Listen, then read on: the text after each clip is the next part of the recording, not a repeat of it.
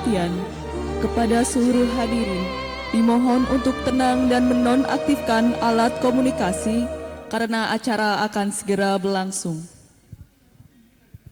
Hadirin dimohon berdiri. Menyanyikan lagu kebangsaan Indonesia Raya.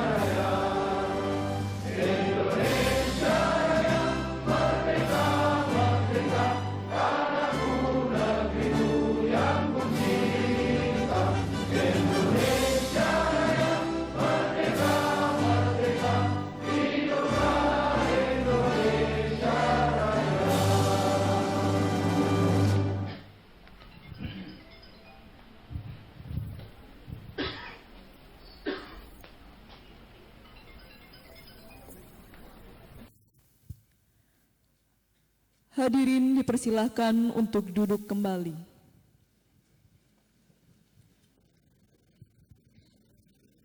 Pembacaan doa kepada Bapak Insinyur Wafid Dinarto, MSI, kami persilahkan.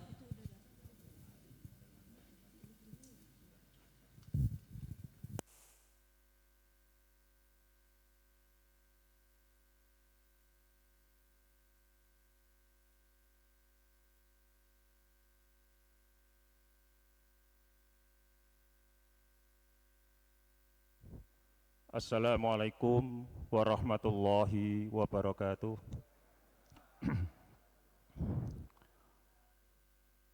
Ibu-ibu, bapak, saudara-saudara hadirin peserta seminar peringatan serangan bom 1 Maret yang ke-68.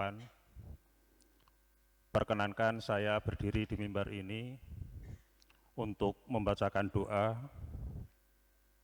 dan saya akan membacakan doa ini dengan cara agama Islam kepada saudara-saudaraku yang beragama non-muslim. Saya persilahkan untuk menyesuaikan, dan saya mohon pada hadirin semuanya, marilah sejenak kita tundukkan kepala kita, maka marilah kita heningkan hati dan jiwa kita untuk bermunajat mohon kepada Allah Subhanahu wa taala. Semoga apa yang kita pinta dan kita doakan pada pagi hari ini Allah senantiasa mengabulkannya. A'udzubillahi minasyaitonir rajim. Bismillahirrahmanirrahim. Alhamdulillahi rabbil alamin. Hamdan syakirin, hamdan na'imin. Allahumma salli ala Muhammad wa ala ali Muhammad wa ala alihi washabihi ajma'in.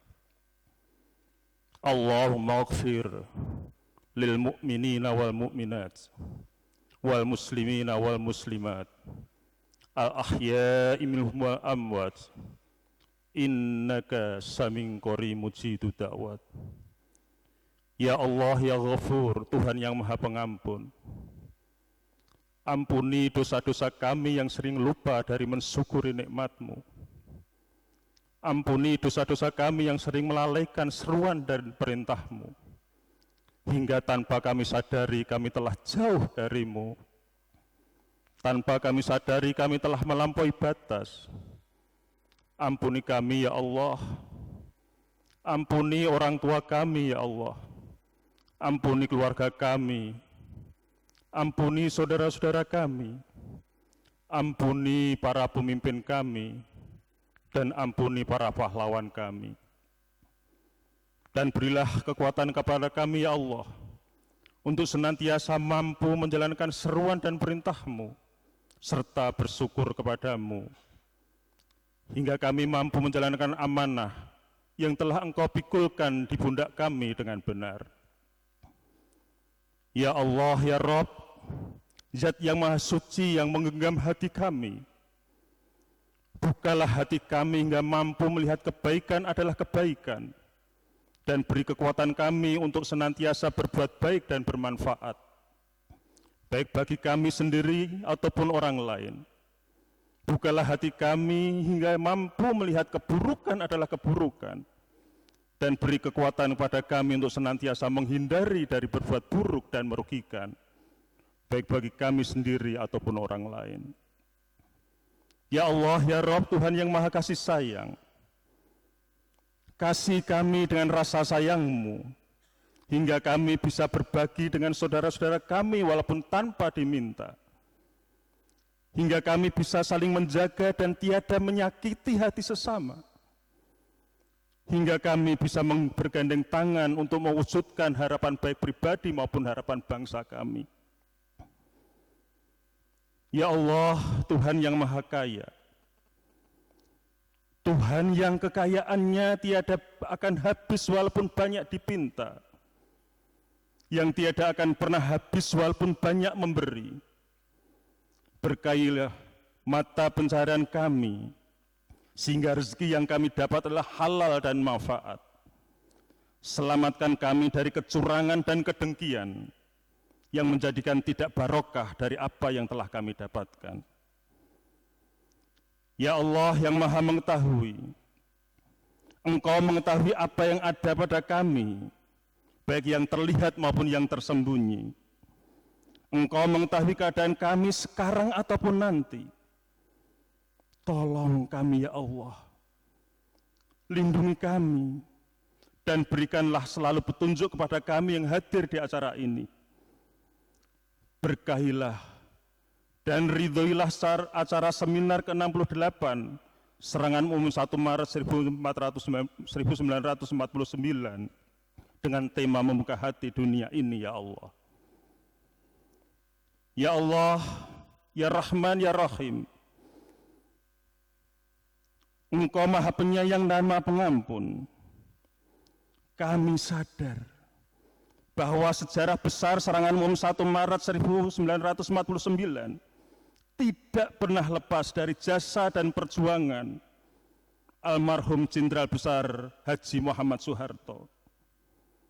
Untuk itu ya Allah, kami mohon pada Engkau ya Allah, maafkanlah semua kesalahan Bapak Jenderal Besar Haji Muhammad Soeharto dan Ibu Tin Soeharto. Ampuni semua dosa-dosa beliau ya Allah. Terimalah semua amal solehnya, lapangkanlah kuburnya, jauhkanlah mereka dari siksa kubur. Allahumma gfir lahum, warhamhum, wa'afihi wa'fu anhum. Ya Allah, ya Tuhan kami, beri kesabaran dan ketabahan atas kami dari setiap ujian dan cobaan yang Engkau berikan. Berikan keridhaan-Mu atas kami, hingga kami mampu menerima apapun pemberian dan ketentuan-Mu. Ajari kami ya Allah untuk mengenal dan mencintai-Mu, hingga kami pun mampu menyadari bahwa tiada patut bagi kami menuntut melainkan menurut. Tiada patut kami marah melainkan berserah diri dari apa yang telah Engkau beri. Karena Engkau Tuhan yang memiliki cinta dan memberi dengan cinta. Ya Allah, kabulkanlah doa dan pinta kami. Rabbana atina fid dunya hasanah wa fil akhirati hasanah wa qina adzabannar. Subhana rabbika rabbil izzati amma yasifun. Wassalamu alal mursalin. Walhamdulillahi rabbil alamin. Wassalamualaikum warahmatullahi wabarakatuh. Yang terhormat, Wakil Menteri Luar Negeri yang diwakili oleh Dr. Nini Kunariati, Dirjen Informasi dan Diplomasi Publik Kementerian Luar Negeri, Jenderal TNI Purnawirawan Joko Santoso, Komandan Korem 072 Pamungkas Brigjen TNI Fajar Setiawan SIP yang diwakili oleh Kolonel Infanteri Dwi Lagan Safrudin SIP, Dr. Andes Rukbiatno, Magister Manajemen, Ibu Siti Hediati Haryati Soeharto, pengurus dan anggota Legium Veteran Yogyakarta beserta saksi sejarah,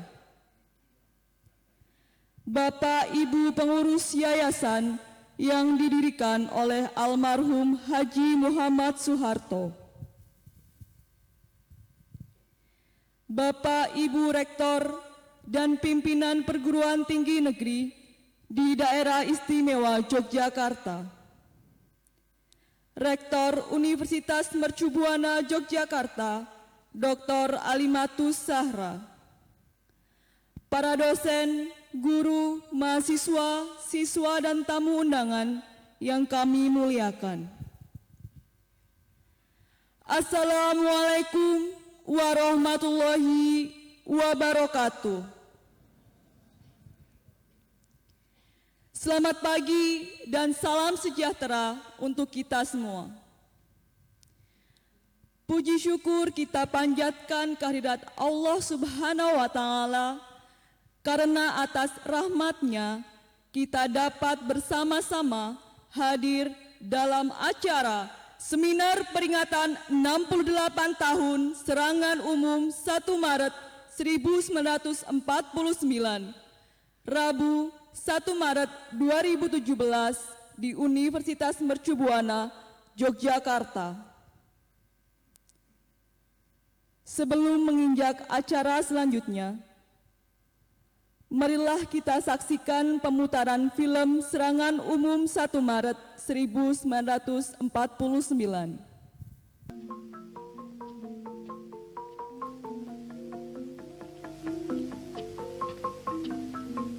Mari saya gendong, Bu.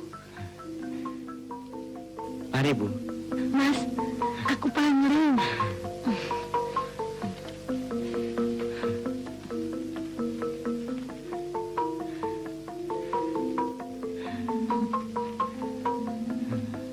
Anakku. Anak manis.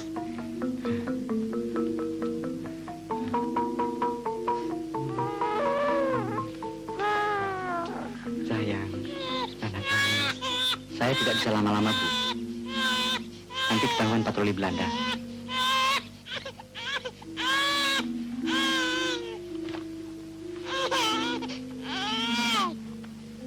Saya mau ke Bibis, menunggu hasil perundingan pemerintah kita dengan pemerintah Belanda di PBB.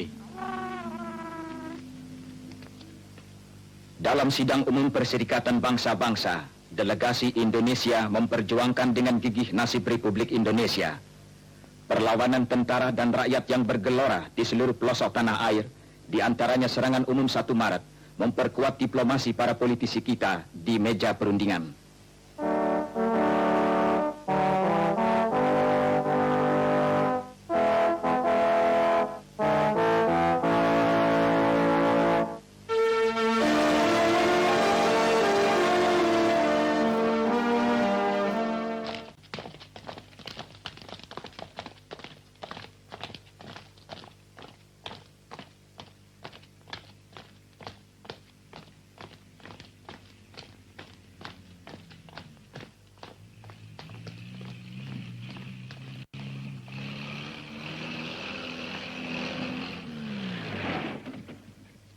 Dit is overste Soeharto, commandant van brigade 10. Bent u overste Soeharto? Geweldig.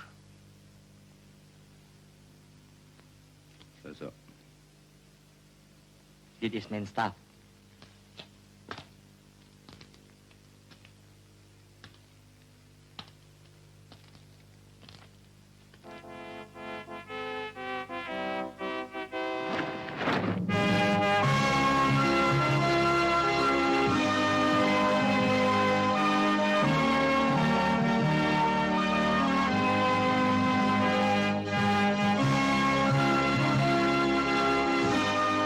Anak-anak, teruskanlah perjuangan kita. Korban telah banyak berjatuhan. Sekian dan merdeka.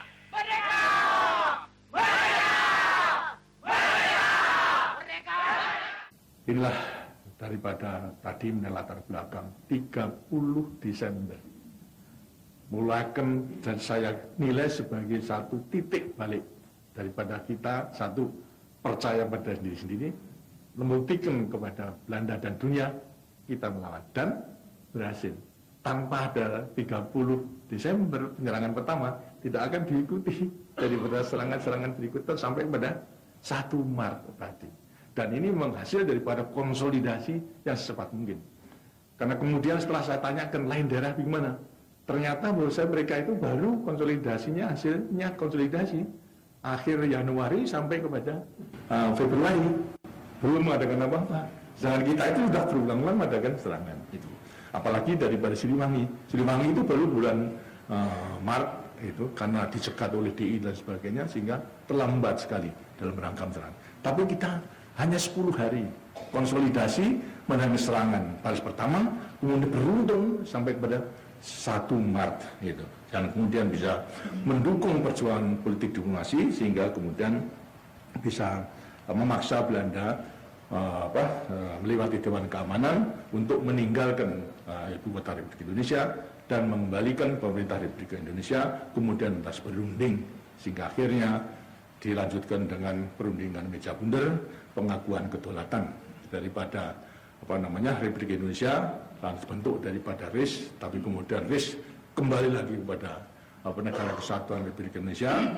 Kemudian lantas kita masih menghadapi berbagai pergolakan karena bom waktu yang ditinggalkan oleh Belanda, tapi akhirnya kita bisa mengatasi dan sampai kepada mengenai pemberontakan terakhir daripada Partai Komunis Indonesia tahun 65 kita bisa atasi dan lahirlah Orde Baru. Di antara hal lain tekad kita adalah melanjutkan perjuangan dengan mengisi kemerdekaan yang telah kita capai daripada hasil pengorbanan daripada kawan-kawan kita, teman-teman kita yang telah gugur. Acara yang selanjutnya adalah sambutan Ketua Panitia Seminar Peringatan 68 Tahun Serangan Umum 1 Maret 1949. Kepada Dr. Ari Setianto Nugroho, kami persilahkan. Bismillahirrahmanirrahim. Assalamualaikum warahmatullahi wabarakatuh. Salam sejahtera bagi kita semua. Yang kami hormati Wakil Menteri Luar Negeri Republik Indonesia yang dalam hal ini diwakili oleh Direktur Jenderal Informasi dan Diplomasi Publik Ibu Nini Kurniawati, Bapak Jenderal TNI Joko Santoso, Bapak Dr. Andes Rubiatno selaku narasumber, Ibu Siti Hediati Haryadi Suharto, Kolonel Infantri Dwi Lagan yang mewakili Danrem 072 Pamungkas, Muspida tingkat 1 dan 2 di lingkungan Daerah Istimewa Yogyakarta atau yang mewakili pengurus dan pimpinan Legiun Veteran di lingkungan Daerah Istimewa Yogyakarta dan para pelaku sejarah, para pimpinan dan pengurus yayasan yang didirikan oleh Bapak Haji Muhammad Soeharto, Bapak Ibu pimpinan perguruan tinggi negeri dan swasta di lingkungan Daerah Istimewa Yogyakarta, Rektor Universitas Mercubuana Yogyakarta, para dosen, guru, mahasiswa, siswa yang kami banggakan, serta para tamu hadirin undangan yang kami muliakan. Tama-tama, marilah kita panjatkan puji syukur kehadirat Allah Subhanahu wa taala karena atas rahmat dan hidayahnya yang telah diberikan kepada kita semua sehingga kita dapat melaksanakan peringatan ke-68 tahun serangan umum 1 Maret 1949 di Universitas Mercu Buana, Yogyakarta. Bapak Ibu hadirin yang saya muliakan, setiap bangsa memiliki sejarahnya masing-masing. Begitu pula dengan bangsa kita, bangsa Indonesia, yang memiliki sejarah panjang untuk meraih kemerdekaan pada tanggal 17 Agustus 1945. Belanda yang telah menjajah selama lebih 3,5 abad tetap tidak merelakan untuk melepaskan Indonesia dari cengkraman tangannya. Aksi-aksi sepihak yang dikenal dengan agresi militer 1 dan 2 dengan menangkap para pemimpin nasional seperti Presiden Soekarno dan Wakil Presiden Muhammad Hatta dengan tujuan menunjukkan kepada dunia bahwa negara kesatuan Republik Indonesia tidak lagi eksis. Ribuan rakyat pun menjadi korban keganasan Belanda yang mengejar kantong-kantong pertahanan TNI, termasuk tempat kelahiran Pak Harto di Desa Kemusuk, sehingga menyebabkan kakek kami, Atmo Prawiro, beserta 202 pejuang lain gugur pada tanggal 7 Januari 1949. Namun pada kenyataannya, hal ini Belanda tidak berhasil menguasai Indonesia. Terbukti TNI di bawah komando Jenderal Sudirman beserta rakyat tetap melakukan perang gerilya. Puncaknya dengan memberikan pukulan yang telak dan memiliki dampak internasional, serangan umum 1 Maret 1949 yang diprakarsai oleh Komandan WRKS 3 Letnan Kolonel Soeharto dilakukan. Seperti tercatat dalam sejarah, akhirnya Belanda dipaksa untuk kembali ke meja perundingan yang berujung pada pengakuan kedaulatan Republik Indonesia tanggal 27 Desember 1949. Itu karenanya pada saat ini kami mengambil tema peringatan 68 tahun serangan umum 1 Maret 1949 membuka mata dunia. Para hadirin yang kami muliakan, sengaja pada peringatan kali ini kami mengundang berbagai kalangan dari generasi muda, perguruan tinggi, pejabat pemerintah, TNI Polri, serta pelaku sejarah dengan tujuan membangun rasa persatuan dan kesatuan. Karena serangan umum 1 Maret ini memberikan pelajaran penting bagi kita. Sekuat apapun musuh akan bisa kita hadapi apabila kita bersatu padu dalam berjuang. Penyelenggaraan acara ini pun dapat berjalan tentu karena juga dukungan dari banyak pihak, terutama dari yayasan-yayasan yang didirikan oleh Bapak Haji Muhammad Soeharto. Pepatah mengatakan, ringan sama dijinjing, berat sama dipikul. Untuk itu, sebagai Ketua Panitia, secara khusus kami aturkan kepada pimpinan Yayasan Trikora, Yayasan Dakap, Yayasan Supersemar, Yayasan Gotong Royong, Yayasan Darmais, Yayasan Damandiri, Yayasan Amal Bakti Muslim Pancasila, dan Yayasan Harapan Kita, serta Universitas Mercu Buana, Yogyakarta dan Jakarta yang telah memberikan fasilitas untuk pelaksanaan acara ini.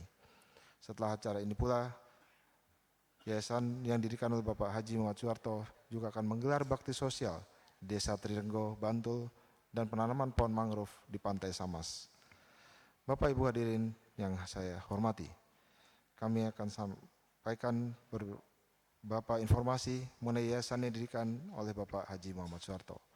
Secara garis besar, yayasan-yayasan tersebut memiliki fokus kegiatan di bidang sosial, pendidikan, kesehatan, pemberdayaan ekonomi masyarakat, lingkungan hidup, dan pembangunan sarana ibadah. Sampai saat ini, yayasan-yayasan telah beraktivitas dengan pencapaian masing-masing. Seperti misalnya Yayasan Supersemar sampai saat ini telah memberikan beasiswa lebih kepada 2 juta pelajar dan mahasiswa di Indonesia. Di antaranya sudah lulus 500 doktor dan juga guru besar berkat beasiswa Supersemar. Begitu juga yayasan-yayasan yang lain telah berkinerja seperti misalnya Yayasan Amal Bakti Muslim Pancasila yang telah membangun 999 masjid di seluruh Indonesia, Yayasan Darmais yang menyalurkan bantuan sosial sebanyak 35 miliar, Yayasan Dakap 32 miliar, Yayasan Gotong Royong Siti Hartina Soeharto telah menyalurkan dana sebesar 56,2 miliar untuk 1053 lokasi bencana alam, pada 780 kali kejadian di 34 provinsi. Yayasan Dam Mandiri bekerjasama dengan koperasi, bank daerah, bank pembangunan rakyat di daerah memberikan bantuan modal 2-10 juta per keluarga. Dan tahun 2016 ini telah disalurkan kepada nasabah aktif sejumlah 213.752 nasabah. Secara kumulatif dari tahun 2001 jumlah dana yang disalurkan sudah lebih dari 2,3 triliun. Begitu pula Yayasan Trikora yang memiliki konsentrasi untuk memberikan bantuan pendidikan dan sosial kepada keluarga TNI yang telah gugur di medan tugas. Akhirnya saya haturkan terima kasih kepada seluruh hadirin yang telah hadir pada acara peringatan 68 tahun serangan umum 1 Maret 1949. Semoga kiranya kita dapat memetik manfaat dari perjuangan para pendahulu kita, dan semoga kiranya Allah Subhanahu wa Ta'ala, Tuhan yang Maha Kuasa, selalu memberikan rahmat dan berkah untuk bangsa dan negara Republik Indonesia. Terima kasih atas perhatiannya. Wabillahi taufiq wal hidayah. Wassalamualaikum warahmatullahi wabarakatuh.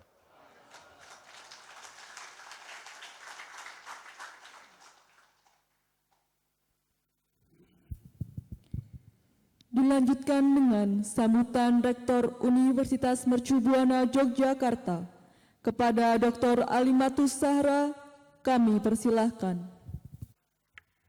Bismillahirrahmanirrahim.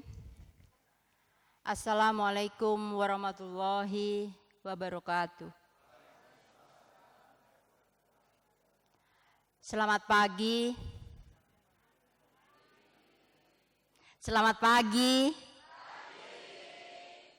Salam sejahtera untuk kita semua. Ya.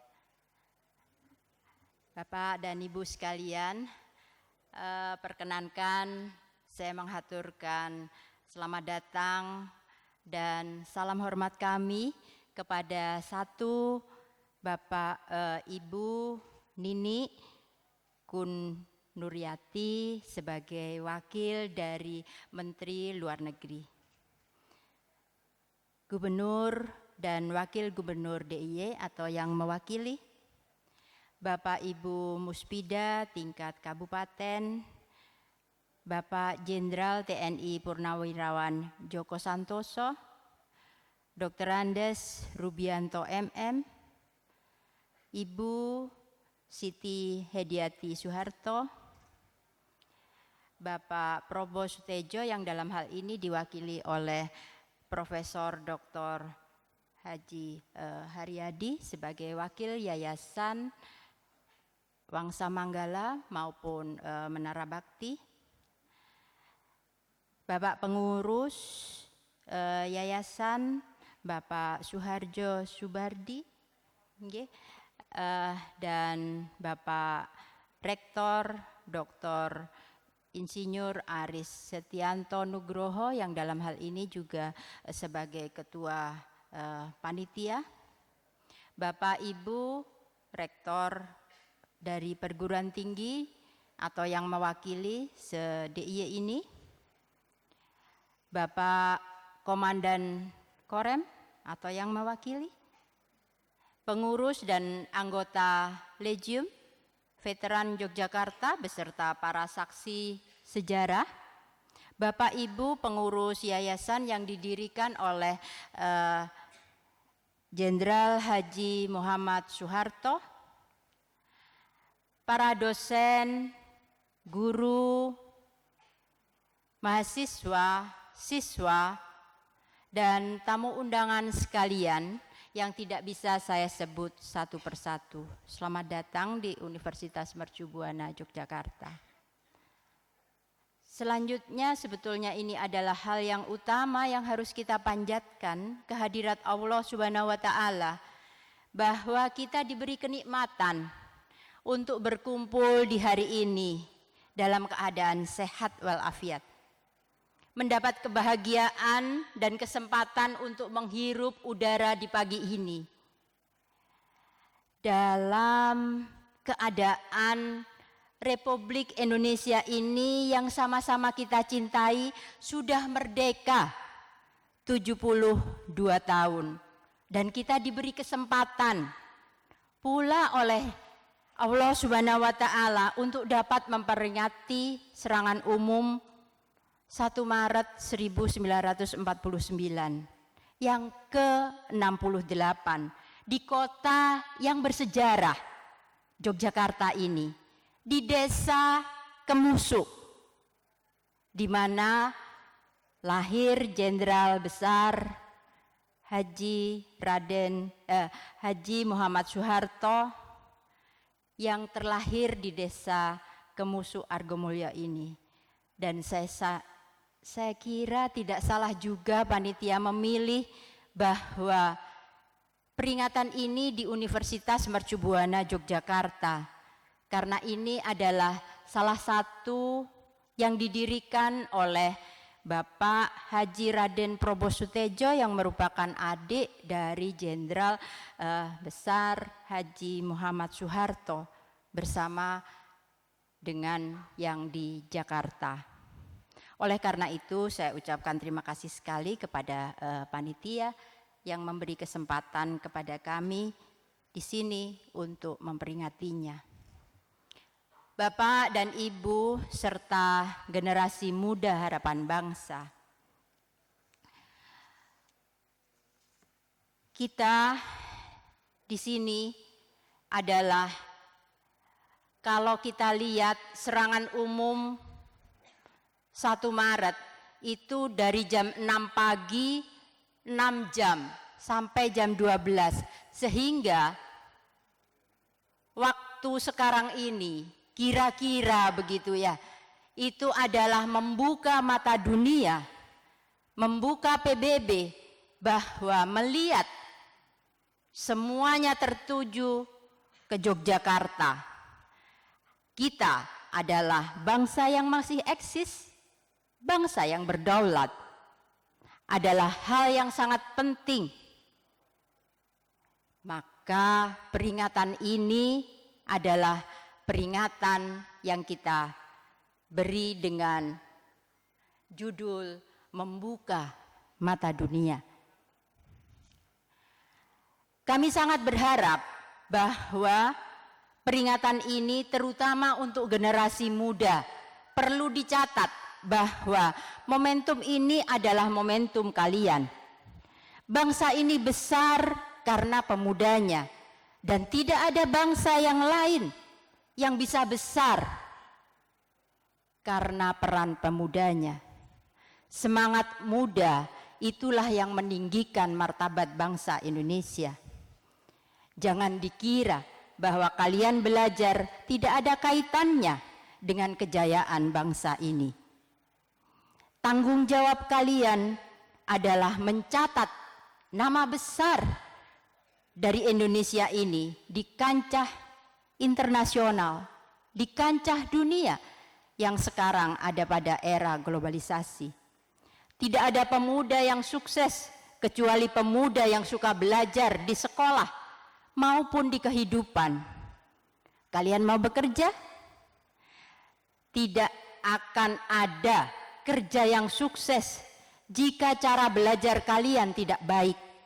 Tidak akan ada yang menerima ataupun kalian mau membuat sendiri kewirausahaan jika kalian tidak punya jiwa yang pantang menyerah, selalu menghadapi tantangan di masa datang.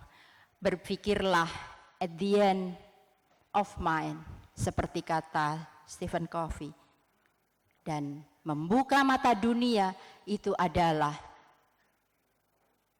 hal yang distrategikan supaya walaupun 6 jam dunia melihat kita eksis dan berdaulat. Gantungkanlah cita-cita setinggi langit, begitu kata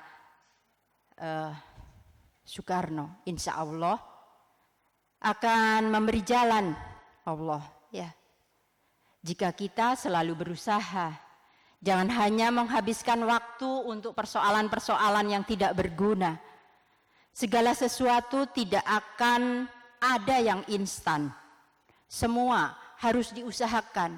Kalau kita lihat TV, ada lotre dikasih sekian juta, itu hanya ada di TV. Di kehidupan itu tidak ada. Semua harus kita usahakan. Tuhan hanya akan mengubah nasib kaum apabila kaumnya adalah berusaha. Kita harus belajar untuk menjadi cerdas, bekerja yang keras dengan cerdas juga, agar dunia mencatat bahwa bangsa ini adalah bangsa yang bermartabat. Bagi perguruan tinggi, mohon hal ini juga dicatat bahwa momentum serangan umum 1 Maret 1949 adalah momentum universitas atau perguruan tinggi juga. Baru kemarin saya membuka suatu pelatihan di mana itu pelatihan terhadap open journal system, ya, dan penulisan artikel-artikel ilmiah untuk jurnal terakreditasi dan jurnal internasional. Banyak yang gaptek, ya. Lalu mau bagaimana dunia itu bisa melihat Indonesia dalam hal keilmiahannya? Kita melihat bahwa di antara negara-negara ASEAN saja, penelitian-penelitian di Indonesia itu di bawah, ya. Ketinggalan jauh dengan Singapura, Thailand, Jepang, India, apalagi di negara-negara Eropa, Amerika, Australia. Dicontohkan misalnya Universitas Sains Malaysia saja. Mereka itu berjibaku untuk bisa masuk, bagaimana caranya bisa menjadi top 50 in the world, ya, 50, ranking 50 dunia. Mereka berlomba untuk itu. Mohon maaf, Indonesia itu masih berlomba untuk masuk 500 ranking dunia, dan itu hanya untuk 5 perguruan tinggi yang dibiayai mati-matian oleh pemerintah. Ya. Begitu kita ketinggalan, sehingga ini adalah peran dari perguruan tinggi. Tadi saya omong-omong kecil dengan Ibu Nini, gimana itu ya Kementerian Luar Negeri. Pertama-tama kalau saya itu senang sekali, oh ada perguruan tinggi di luar negeri yang mau MOU. 1, 2 kita senang. Tetapi begitu banyaknya mereka datang, yang dari Rusia, yang dari Cina, yang dari Jepang, yang dari Eropa, semuanya mau hadir. Lalu saya tanda tanya besar, ada apa ya dengan Indonesia? Begitu mereka melihat bahwa Indonesia adalah suatu mutiara. Nah, kalau kita di perguruan tinggi, mahasiswanya, generasi mudanya tidak melihat bahwa ini adalah sesuatu yang bisa membuat mata dunia melihat melihat Indonesia adalah sangat disayangkan, ya. Maka universitas, perguruan tinggi, Tridharma itu memang harus diusahakan agar lewat Tridharma perguruan tinggi kita bisa membuka mata dunia. Bapak dan Ibu sekalian, nanti kita akan mendengarkan 3 narasumber kita yang tidak diragukan lagi kehebatannya. Nanti kita dengarkan bagaimana membuka mata dunia itu bisa membuat kita menjadi lebih bersinar untuk seluruh dunia ini. Wabillahi taufik wal hidayah. Wassalamualaikum warahmatullahi wabarakatuh.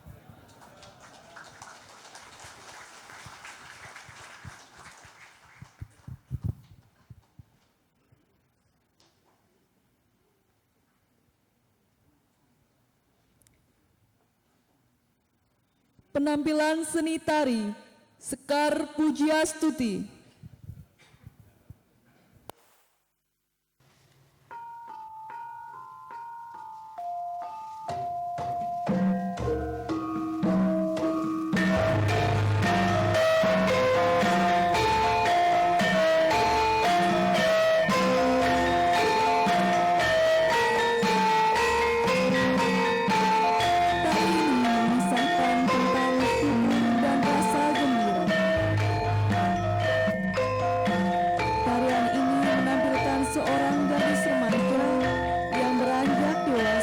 Dan sedang berdakwah. Dalam tarian tersebut ditarikan gerakan-gerakan yang biasa dilakukan dalam kehidupan sehari-hari, seperti berdandan dan menata rambut.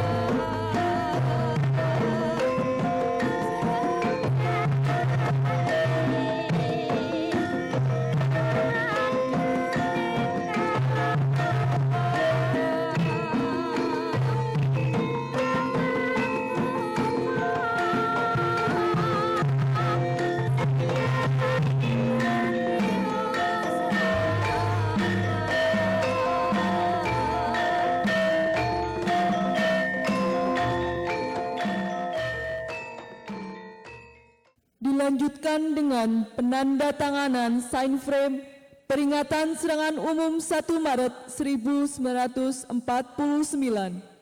Kepada para narasumber, kami persilahkan.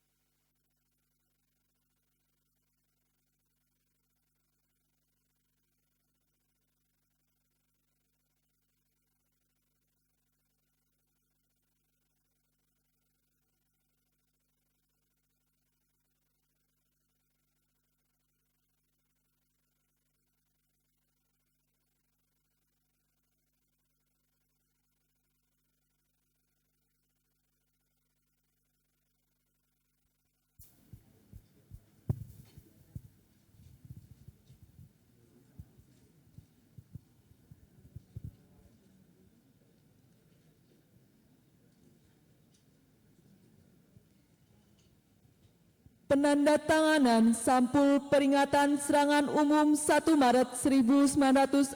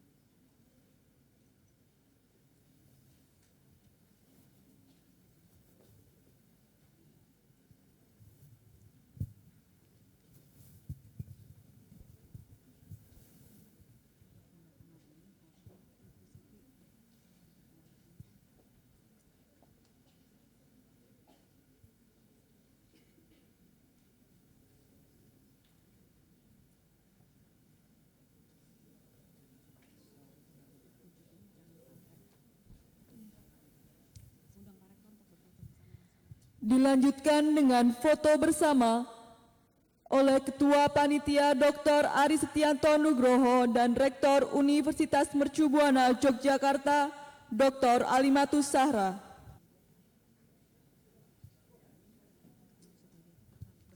Sambutan oleh Ibu Siti Hediati Soeharto. Kami persilahkan. Bismillahirrahmanirrahim. Assalamualaikum warahmatullahi wabarakatuh. Selamat pagi dan salam sejahtera untuk kita semua.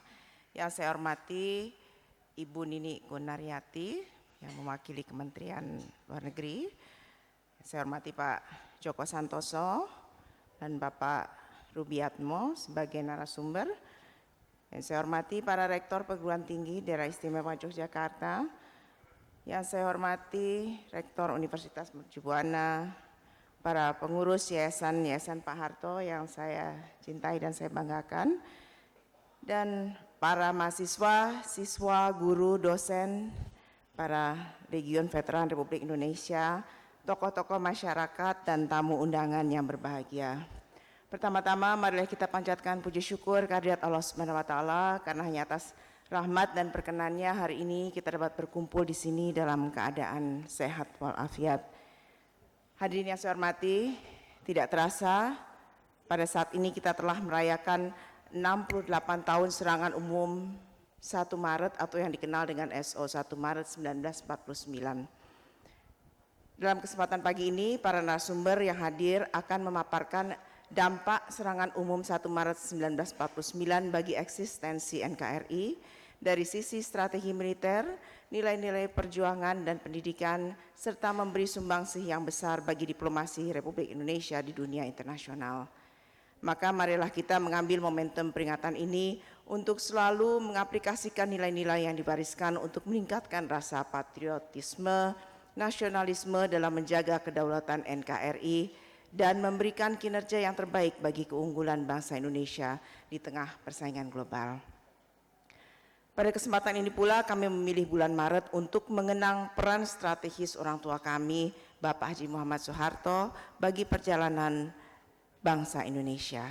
Kita ketahui pada bulan Maret banyak peristiwa bersejarah yang berkaitan langsung dengan Pak Harto. Selain serangan umum 1 Maret 1949, masih melekat di ingatan kita bagaimana mandat surat perintah 11 Maret 1966 diberikan kepada Pak Harto. Kemudian pada 12 Maret 1967 dilantik sebagai pejabat Presiden Republik Indonesia, serta pada tanggal 27 Maret 1968, setahun kemudian, Pak Harto untuk pertama kalinya dilantik secara resmi sebagai Presiden Republik Indonesia kedua, serta pada bulan Maret juga menjadi awal dimulainya pembangunan 5 tahun dengan dilantiknya Menteri-Menteri Kabinet Pembangunan. Hadirin yang saya hormati, sebagai bangsa yang besar tentu kita harus menghargai jasa-jasa para pemimpin kita. Seperti kita ketahui pada masa pemerintahan Pak Harto, banyak sisi positif strategi pembangunan nasional yang dapat kita terapkan saat ini. Sebagai contoh bagaimana Pak Harto dengan visinya yang jauh ke depan mendirikan beberapa yayasan untuk membantu peningkatan kesejahteraan rakyat. Dan kini terbukti betapa luar biasa sumbangsih yayasan-yayasan yang didirikan Pak Harto, baik secara sosial, kesehatan, pendidikan, agama, dan ekonomi.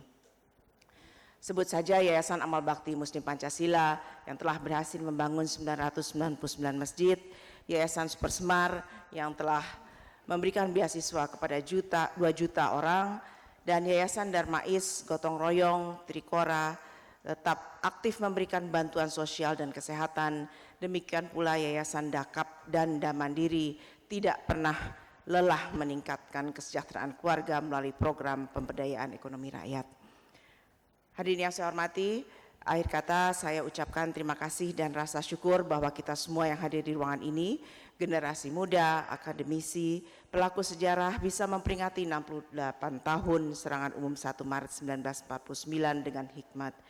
Kepada pengurus yayasan yang didirikan oleh Pak Harto, saya sampaikan terima kasih yang sebesar-besarnya atas penyelenggaraan rangkaian kegiatan pada bulan Maret ini.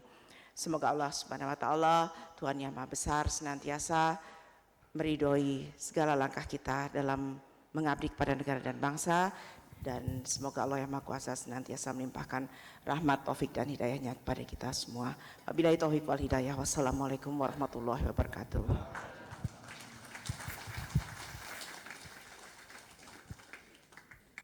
Penyampaian materi seminar peringatan 68 tahun serangan umum 1 Maret 1949 dengan narasumber Dr. Abdurrahman Muhammad Fahir yang diwakili oleh Dirjen Informasi dan Diplomasi Publik Kementerian Luar Negeri, Ibu Nini Kunariati, Jenderal TNI Purnawirawan Joko Santoso, dan Dr. Andes Rubiatno, Magister Manajemen.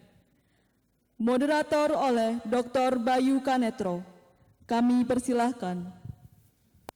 Bismillahirrahmanirrahim. Assalamualaikum warahmatullahi wabarakatuh.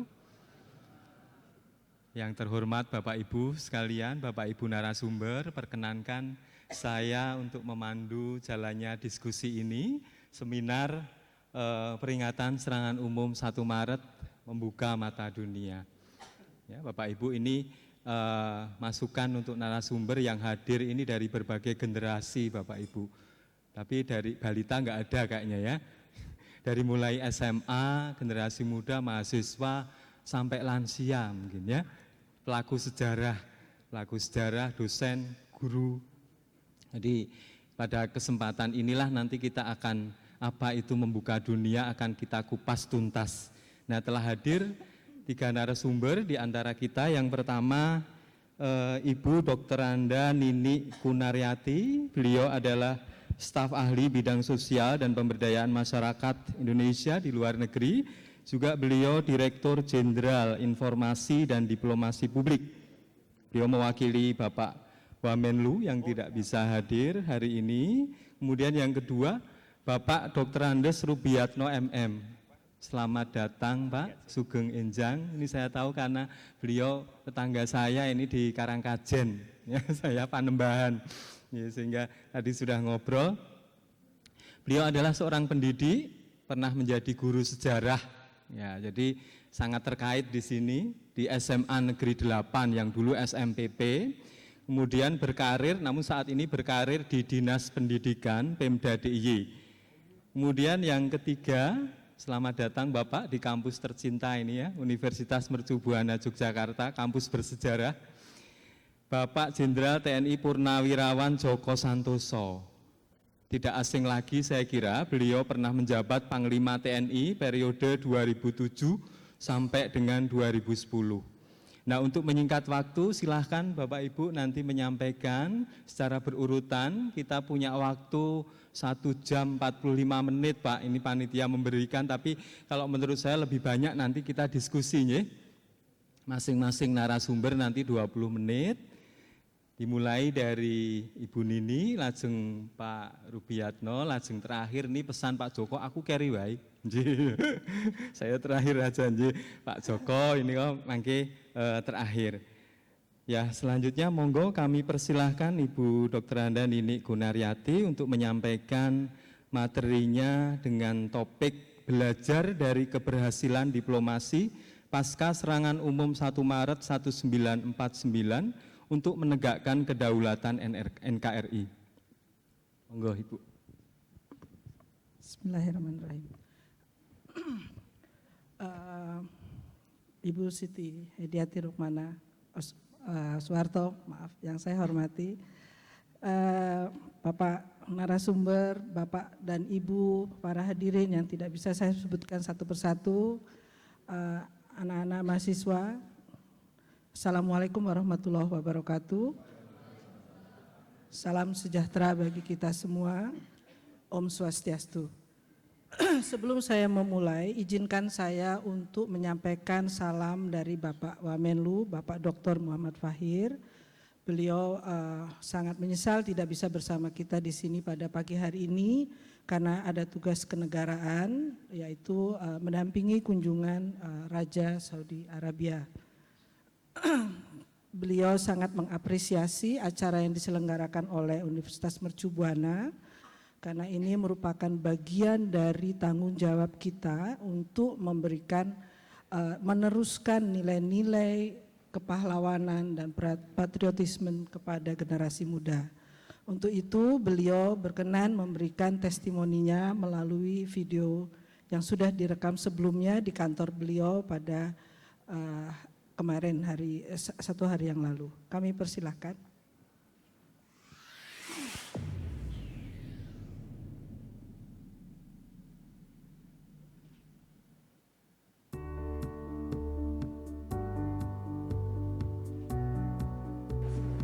Ada sesuatu yang harus selalu menjadi pedoman buat generasi muda. Nilai-nilai patriotisme dan nasionalisme itu harus selalu diwariskan, dan dia tidak taken for granted. Artinya tidak jaminan bahwa kemudian generasi muda tahu, dan itu harus dari waktu ke waktu diingatkan, kemudian juga diajarkan. Pada saat yang sama harus disesuaikan dengan kondisi, karena tiap generasi akan berbeda, apalagi dengan perkembangan dunia yang sekarang ini. Generasi kita disebut generasi milenial. Sekarang arus globalisasi begitu kuat, dan itu tidak hanya menimpa Indonesia, tetapi juga adalah semua dunia. Dan generasi muda kita juga sangat terpengaruh.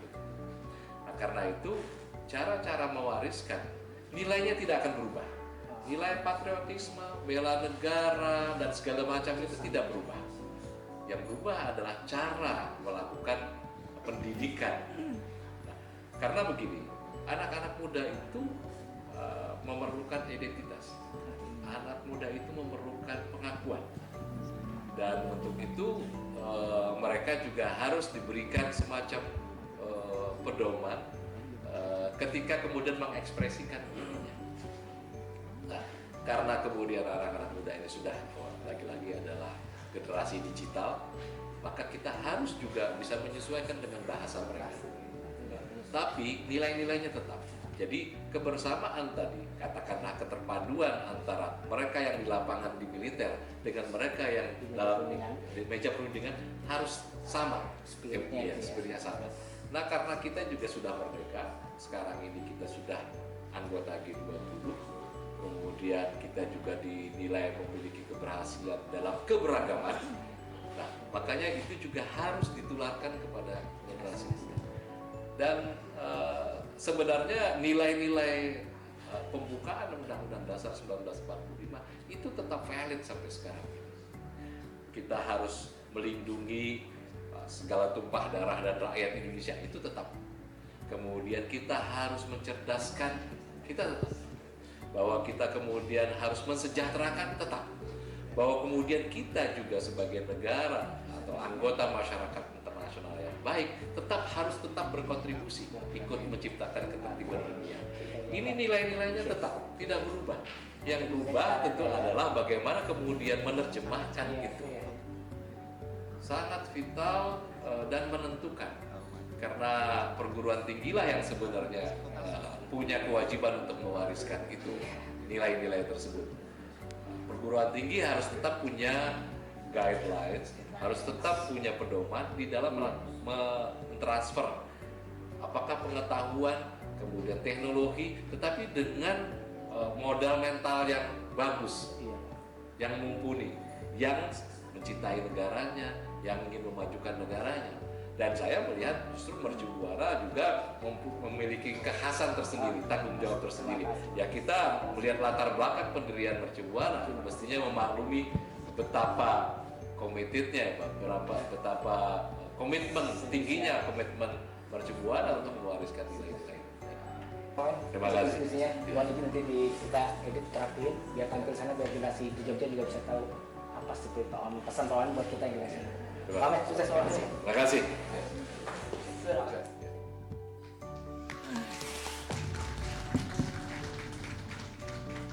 Baik, itu tadi testimoni dari Bapak Wamen, dan melanjutkan testimoni dari Bapak Wamen tadi, kami di Kementerian Luar Negeri menilai bahwa seminar yang diadakan pada pagi hari, siang hari ini dengan tema membuka mata dunia itu sangat tepat sekali, karena inilah yang harus terus digaungkan kepada generasi muda, bahwa setiap upaya itu memerlukan sinergi dari berbagai pihak, tidak bisa berdiri sendiri. Oleh karena itu saya hanya ingin pada kesempatan ini menarik garis merahnya di mana peran diplomasi dalam membuka mata dunia setelah serangan umum 1 Maret 1949. Slide berikutnya. Kalau saya ingin membagi tahapan dari diplomasi, maka tahapan diplomasi perjuangan periode 1945 dan 49 itu diarahkan untuk khusus mendapatkan pengakuan internasional atas kemerdekaan RI yang sudah diproklamasikan pada 17 Agustus 1945. Yang kedua juga untuk mempertahankan kemerdekaan Indonesia itu sendiri. Karena apa? Karena Belanda di fora-fora internasional, khususnya di PBB, masih terus berupaya untuk meyakinkan dunia bahwa Indonesia sudah habis dan dia tetap yang berkuasa di Indonesia. Ya. Mereka kembali terus melakukan agresi-agresi militer. Diplomasi juga untuk mematahkan propaganda Belanda yang mendelegitimasi eksistensi Indonesia di dunia internasional dan mencegah PBB turun tangan, karena kita mengetahui bersama bahwa segala sesuatu isu mengenai persoalan dunia itu bila dibawa ke PBB itu artinya ikut campurnya dunia pada masalah dalam negeri. Pada Belanda berharap pertikaiannya dengan Indonesia pada waktu itu adalah pertikaian internal Belanda. Slide. Oleh karena itu diplomasi para perunding-perunding kita melakukan serangkaian perundingan untuk mendapatkan pengakuan kedaulatan. Tentu saja kita melakukan perundingan langsung dengan Belanda melalui perundingan Linggarjati, kemudian perundingan Renville, dan juga secara bilateral. Artinya kita juga menggalang dukungan dari negara-negara sahabat. Ya, walaupun negara-negara sahabat pada waktu itu juga belum merdeka atau baru merdeka, tetapi mereka betul-betul memberikan dukungan yang tulus pengakuan bahwa Indonesia sudah merdeka. Antara lain adalah India dan Mesir. para diplomat kita juga berjuang habis-habisan di forum Dewan Keamanan PBB. Karena ini adalah forum tertinggi yang memutuskan segala sesuatu yang terjadi di dunia ini. Ketika itu ada yang disebut Indonesia Question. Kenapa Indonesia Question? Itu diajukan oleh beberapa negara sahabat, termasuk juga salah satunya adalah negara Ukraina pada waktu itu, mempertanyakan ada apa di Indonesia. Sehingga isu Indonesia dibahas di Dewan Keamanan PBB, menjadi agenda internasional, bukan lagi agenda domestik Belanda. Ini adalah perjuangan dari para diplomat yang dipimpin oleh Dubes LN Palar ketika itu. Kemudian kita mengetahui juga dari perundingan perjanjian Linggarjati, kita menghasilkan pengakuan de jure pertama atas kedaulatan Indonesia, meskipun daerah demarkasinya masih terbatas. Tetapi itu pun diingkari oleh Belanda dan mereka melakukan agresi yang pertama, agresi militer pertama. Perjanjian Renville yang juga kita rundingkan bersama Belanda diingkari juga melalui agresi militer 2. Slide. Nah, mungkin kita bisa menarik ke belakang bagaimana situasi ketika agresi militer 2 terjadi. Kita mengetahui bahwa pemimpin Negara Kesatuan Republik Indonesia ketika itu ditahan oleh Belanda dan diasingkan. Sehingga harus ada pemerintahan darurat. Apa artinya ini di dunia internasional? Ini artinya adalah pelanggaran oleh atau intervensi asing kepada suatu negara yang berdaulat. Kedua, Yogyakarta sebagai ibu kota RI juga diduduki Belanda. Kembali ini adalah intervensi penghinaan kepada negara yang berdaulat. Panglima Sudirman kemudian melakukan perlawanan gerilya yang didukung oleh batalion-batalion di berbagai wilayah. Belanda tetap melakukan propagandanya di internasional, termasuk di forum Dewan Keamanan, dengan mengatakan bahwa Indonesia sudah tamat.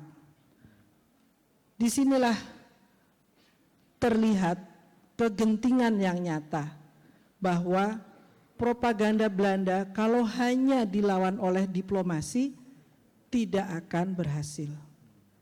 Perlunya satu sinergi dengan kekuatan senjata di tanah air untuk membuktikan bahwa Indonesia masih ada. Maka serangan umum 1 Maret 1949 ada sebuah serangan slide, serangan kilat total efektif berhasil menduduki Yogyakarta walaupun hanya 6 jam, tapi itu de facto menunjukkan kekuatan TNI. TNI bersatu menguasai ibu kota negara. Nah, serangan umum ini dipimpin oleh Jenderal Sudirman, Sri Sultan dan dikomandoi oleh Bapak Letkol Soeharto. Serangan umum 1 Maret ini membuktikan kepada dunia bahwa Indonesia ada. Kita mengetahui bahwa pengakuan terhadap satu negara itu ada wilayahnya, ada tentaranya, ada kekuasaan yang menjalankan roda pemerintahan. Jadi serangan umum ini salah satunya dan yang terutama adalah membuktikan bahwa propaganda Belanda itu salah. Jadi kekuatan atau pengaruh yang sangat besar dari serangan umum ini adalah membantah propaganda Belanda di dunia internasional. Kalau zaman sekarang barangkali kita gampang ya, tinggal ketik Google udah langsung lihat. Tapi pada waktu itu tidak ada komunikasi yang secepat itu. Oleh karena itu apa yang terjadi di Indonesia itu digaungkan oleh diplomat-diplomat kita di luar negeri. Indonesia masih ada. TNI kita menduduki ibu kota kembali. Nah, peristiwa serangan umum ini juga memperkuat tekanan internasional kepada Belanda sendiri untuk membebaskan para pimpinan pemerintahan pada waktu itu dan mendesak Belanda untuk kembali ke meja perundingan. Jadi Bapak dan Ibu sekalian, disinilah kelihatan sinerginya bahwa kekuatan senjata sangat diperlukan untuk membuktikan kepada dunia bahwa kita tidak main-main, bahwa kita tidak hanya bicara saja di luar negeri tanpa punya kekuatan di dalam negeri. Ya. Akhirnya dengan adanya serangan umum ini, posisi Belanda menjadi terpojok karena dia tidak bisa lagi melakukan propaganda bohong atau kalau istilah sekarang hoax ya, bahwa Indonesia habis, ternyata Indonesia ada, sehingga keluarlah resolusi Dewan Keamanan PBB yang mendesak agar dilakukan perundingan kembali. Bapak dan Ibu yang saya hormati, slide diplomasi perjuangan yang kedua kita ditujukan untuk memperkuat posisi RI dalam perundingan dan diplomasi dengan Belanda. Kita kemudian melihat perjanjian Roem-Royen, kemudian ada konferensi meja bundar, yang kesemuanya itu akhirnya mengerucut pada pengakuan kedaulatan Indonesia oleh Belanda pada 27 Desember 1949 dan pengakuan oleh dunia internasional atas kedaulatan Indonesia. Jadi pencetus triggernya itu adalah serangan umum, kemudian itu membuat Dewan Keamanan PBB mendesak supaya ada perundingan sehingga diplomasi kita kembali berjalan untuk mencapai kedaulatan RI yang de facto dan de jure. Nah, kalau saya simpulkan sedikit ya, serangan umum 1 Maret ya, itu memberikan dukungan penting bagi proses diplomasi itu sendiri ya. Dan ini menjadi bukti sinergi dan totalitas perjuangan diplomasi senjata dan diplomasi perundingan. Dengan tujuan utama adalah pengakuan internasional terhadap kedaulatan Republik Indonesia. Operasi militer yang efektif, terukur dan mendapat dukungan rakyat terbukti berhasil mencapai tujuannya. Ini adalah yang harus selalu kita ingat dan kita jadikan pelajaran. Ya. Dan diplomasi perjuangan Indonesia sejak awal kemerdekaan di forum-forum internasional tetap konsisten dengan posisi dasar Republik Indonesia, yaitu sesuai dengan pembukaan Undang-Undang Dasar 45 bahwa penjajahan harus dihapus dari muka dunia, bahwa Indonesia harus mengupayakan perdamaian dimanapun berada. Jadi Bapak dan Ibu sekalian, kembali kepada topik seminar itu, tentu kita tidak bisa hanya berbangga hati dengan serangan umum 1 Maret, tetapi kita harus memaknai dan melanjutkan nilai-nilai apa yang diwariskan dari peristiwa-peristiwa bersejarah dari awal kemerdekaan. Ya. Saya mungkin akan menyampaikan satu hal, slide dalam hal ini.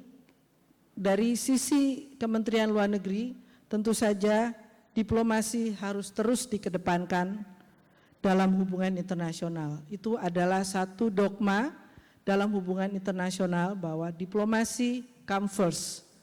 Tetapi kalau diplomasi itu gagal, maka kekuatan militer diperlukan. Jadi diplomasi dan kekuatan militer saling mendukung dalam hal ini. Kita bisa saja mengatakan, kenapa harus ingat dengan masa lalu? Kita perlu mengetahui bahwa pemerintahan, siapapun yang memerintah bisa datang dan berganti-ganti.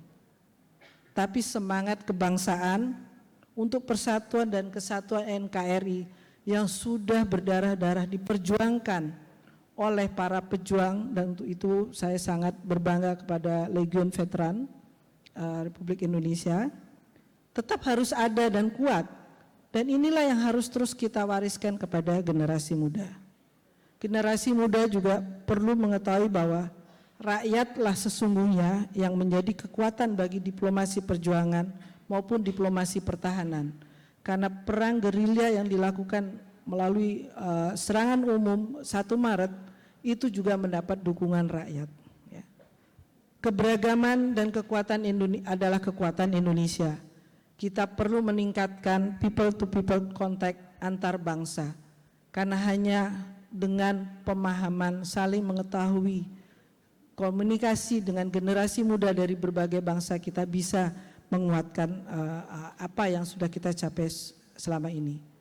Dan tadi yang sudah disampaikan oleh Bapak Wamenlu, pembentukan karakter bangsa, bahwa kita adalah bangsa besar. Tangan kita sudah harus di atas, bukan di bawah. Generasi muda harus menjadi generasi yang cinta tanah air, berkualitas, kompetitif dalam menghadapi persaingan global. Dan perjuangan yang sudah dilakukan oleh para pahlawan kemerdekaan kita saat ini membuat kita bisa melanjutkan tidak lagi diplomasi perjuangan, tapi diplomasi pembangunan untuk rakyat, diplomasi yang membumi untuk rakyat. Mungkin itu yang bisa saya sampaikan, Bapak Moderator. Terima kasih. Wassalamualaikum warahmatullahi wabarakatuh. Kita beri aplaus. Ya, terima kasih Bu Nini, menarik sekali ya tadi ya. Diplomasi tanpa action tidak ada gunanya ya. Action tanpa diplomasi juga tidak ada gunanya. Harus berjalan beriringan ya Bu. Actionnya itu ya serangan umum 1 Maret tadi. Ya, ini menarik, nanti mungkin masih ada pertanyaan tentunya nanti. Nah, selanjutnya monggo Bapak Dr. Andes Rubiatno MM untuk menyampaikan materinya, paparannya yang berjudul nilai-nilai perjuangan serangan umum 1 Maret 1949 dan pembentukan karakter generasi muda. Nah, ini generasi muda itu harus memperhatikan ini ya. Jangan hanya tahu baca aja sejarahnya, tapi apa yang harus dilakukan untuk kondisi saat ini. Monggo Pak.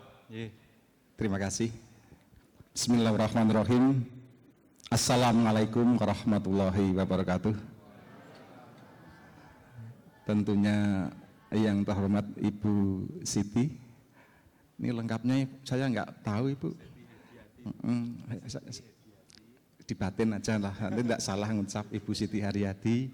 Kemudian bapak-bapak tamu undangan, alhamdulillah bisa rawuh, dan mohon maaf saya bicara, mestinya tidak bicara, yang bicara Bapak Ibu sebenarnya. Dan mohon izin saya duduk di sini. Ini kehendak panitia ini sebenarnya. Kalau saya duduk di situ aja. Kenapa demikian? Ya karena diundang untuk ke sini, lalu duduk di sini. Nama saya Rubiatno. Rubiatno ini asli Jogja, ada di lereng Menoreh kecilnya, tapi belum gede, ada di Jogja. Menjadi tetangga Bapak ini, saya tinggal ada di Musikanan. Itu sebelah timur Pagelaran. Sekolahnya waktu itu ada di SD Keputaran 1 malam. Sebab kalau pagi sudah tidak punya kursi, sehingga sekolahnya saya malam. Di sana ada SPG, namanya SPG 17.1. Yang membimbing saya adalah bapak-bapak ternyata mantan ex Brigade 17. Itu guru-guru saya. Semula saya tidak tertarik sejarah. Karena saya waktu itu juga tidak mimpi jadi guru sejarah. Mimpi saya jadi guru SD. Tapi Allah menghendaki lain.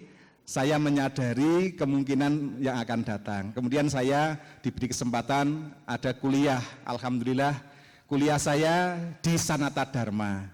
Saya ini sadar, tidak UNJ, PGRI, apalagi Mercu Buana. Jadi saya itu sadar Sanata Dharma, jurusan sejarah. Mengabdi, begitu lulus itu langsung alhamdulillah masuk SMPP 10. Yang sekarang namanya SMA 8. Honor di situ setahun, lalu di tes ya honorer setahun. Kemudian saya ikut tes calon pegawai negeri, alhamdulillah sekali tes. Padahal yang lain-lainnya itu 5 kali, 10 kali, bahkan sekarang tidak ada tes. Alhamdulillah bisa diterima menjadi PNS di SMA Negeri 8 sampai 2003. Alhamdulillah 2004 sampai 2007 saya mendapat kesempatan jadi kepala SMA Negeri 4 yang dulu sering ketemu dengan Pak Haryono Suyono. Tapi jadi rumah saya sudah mikir nanti ketemu Prof Haryono ini. Karena apa? Kami dibimbing oleh beliau. untuk bagaimana membangun sekolah yang berkarakter itu oleh beliau. Alumninya juga ada di sini, lenggah di situ. Alhamdulillah sering ketemu. Hanya 4 tahun kami dipindah ke SMA 6. Cerita SMA 6 Bapak Ibu pasti orang Jogja tahu. Saya begitu mendapat SK itu nervous. Sekecil ini apa bisa jadi kepala SMA 6 yang notabene beritanya luar biasa. Karena memang anak-anaknya biasa di luar. Jam 12 malam itu masih di luar. Mohon izin kalau ada alumninya di sini. Saya pernah patroli. Jam 10, jam 12 malam itu anak-anak masih piket. Pak, yang tentara Pak, murid saya juga piket itu di halaman itu. Kok belum pulang? Ini menjaga sekolah Pak. Alhamdulillah, saya senang. Dia mempunyai tekad luar biasa menjaga sekolah. Padahal nggak aman-aman saja ini. Maka ngelidehan itu namanya. Alhamdulillah hanya 4 tahun saya kemudian dicabut SK jadi kepala sekolah. Saya sekarang harus membimbing guru. Saya dengan jabatan sekarang adalah pengawas pembina. Sehingga saya harus membina sekolah, membina guru. Alhamdulillah berkesempatan ini dan alhamdulillah di Dikora DIY, Dinas Pendidikan Pemuda Olahraga DIY, saya salah satu tim pengembang kurikulum yang notabene juga melahirkan kurikulum pendidikan berbasis budaya, pendidikan berbasis karakter. Mohon izin itu sekilas info tentang diri saya. Saya tidak dan bukan sejarawan, tapi sekali lagi saya praktisi dari pendidikan sejarah. Dan praktisi pendidikan sejarah ini yang kemudian saya terapkan menjadi seorang, kesempatan memimpin, menjadi pemimpin di sekolah yang menjadi tanggung jawab saya. Dan alhamdulillah sekarang ini saya juga mendapat kesempatan menjadi koordinator pengawas untuk seluruh pengawas di daerah istimewa Yogyakarta. Ini juga kesempatan saya di dalam rangka mengembangkan pendidikan karakter. Mohon maaf sekali lagi saya bukan sejarawan peneliti. Tetapi saya menggunakan hasil penelitian itu untuk dikembangkan pada anak-anak menjadi terinternalisasi nilai-nilai kejuangan itu menjadi milik anak bangsa ini. Saya bersyukur, Indonesia bersyukur, nderek dibantu dan dikawal. Kurikulum 2013 untuk sekolah pendidikan dasar dan menengah itu peluang pelajaran sejarahnya sudah lebih baik ketimbang yang lalu. Ini lebih bagus. Ada mata pelajaran sejarah Indonesia menjadi mata pelajaran wajib seluruh siswa SMA terutama. Ini yang memprihatinkan yang SMK. Hanya direncanakan 3 jam di kelas 10 saja. Ini yang mengkhawatirkan. Nanti kalau bapak-bapak sempat, ibu-ibu sempat berkomunikasi dengan kementerian, derek Pak Joko, dibantu saya karena suara saya terbatas hanya didengar di Mercu Buana ini. Nah, SMA sudah luar biasa, ada kesempatan ini dan ada mata pelajaran sejarah Indonesia. Nah, ditilik dari sejarah Indonesia memang penuh dengan kejuangan ini. Mohon maaf, kalau panitia mau ngopi banyak di sini. Saya lupa belum meng-email karena luar biasa agenda setiap harinya. Sekilas saja karena cerita dan riwayat kemerdekaan Indonesia sudah luar biasa, kita sama-sama paham proklamasi 17 Agustus itu lahir bukan mulus seperti anak kita sekarang lahir itu semua tersedia. Karpet tersedia, semua tersedia. Tapi dulu Republik ini lahir semua dalam keadaan betul-betul perjuangan. Luar biasa. Wilayahnya saja masih diperebutkan karena Belanda masih merasa punya. Ke Indonesia membonceng sekutu yang namanya nikah kalau tidak salah. Betul ya Bu ya? Iya. Ini yang dari luar negeri tahu, yang dari Indonesia lupa malah. Nah ini fakta. Luar biasa. Tantangan secara ekonomi, secara politik, secara militer luar biasa. TNI pun belum terbentuk ya Pak ya. Waktu itu masih dalam BKR, Badan Keamanan Rakyat. Belum terkoordinasi dengan baik. Demikian juga Belanda menggunakan politiknya untuk divide et impera, memecah belah. Maka dibangun negara-negara bagian oleh Belanda. Republik Indonesia menjadi salah satu bagian. Setiap kali berunding, Indonesia kalah. Tapi toh ditandatangani. Ini kadang-kadang ditanyakan oleh murid saya, Pak itu kalah kok ditandatangani? Wilayahnya dipersempit, Linggarjati dipersempit. Hanya wilayah Indonesia bagian barat, yang lainnya milik Belanda. Nanti perundingan lagi dengan Renville, kita lebih sempit lagi. KMB mau dibelejeti, habis lagi. Tapi kok ditandatangani gitu loh. Yang jadi murid mesti akan tanya seperti itu. Nggak usah tanya, nanti saya jawab. Itulah strategi perjuangan.